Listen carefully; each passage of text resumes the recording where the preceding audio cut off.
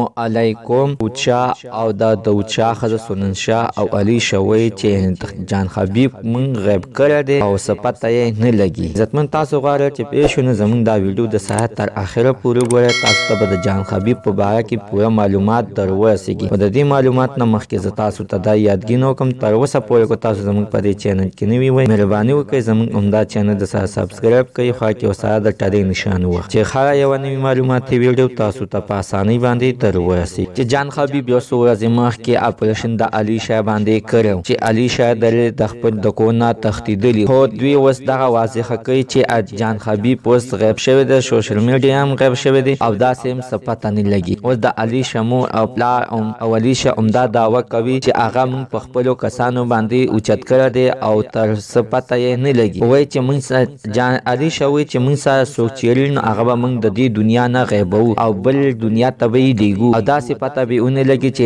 څنګه د جان حبیب پته ونه لګېدله. خو عزتمنو خبره داسې نه ده. د جان حبیب چې دی نو د خپل په کور کې ناستی دی او هغه ټیم کې د پولیسو ورته چای مې کړی او چای یې وڅښله او بیا د پولیسو ولې ښه په خوشحالۍ باندې رخصت وله ورکړو او ورته وایي ډېره مننه کوو جان حبیبه چې تا زمونږ دومره خیال وساتو چې زمونږ خبره دې ومنله او خلکه دې واپس کړ. نو هغې څه جان حبیب خپل کور ته تللی دی او تر اوسه پورې په سوشل میډیا باندې بیا نه دی مخامخ شي. په خپل کور کې ناستی دی یعنې خپلو بچو ورته ویلي دي خپلو زامنو او لورانو او ښځو ورته ویلي دي چې په سوشل میډیا باندې به نور چا سره بحث به نه کوي. ځکه عزتمنو چې د دې نه مخکې په لاهور کې هم ډېرو کسانو سره شور شرابۍ کړې وه. خو جان حبیب د دکې د وجې نه خلکو نه یېرېږي چې خلک یې ډېر غټ سپورټ کوي او خلک ورسره ولاړ. عزتمنو زموږ نننۍ معلومات د دې ځای پورې د نوي معلومات دپاره د سره زموږ عمده چینل د سره سبسکرایب کړئ خوا کې ورسره د ټلۍ نشان ووهئ چې هره یوه نوي معلوماتي ویډیو تاسو ته په اسانۍ باندې در ورسیږي.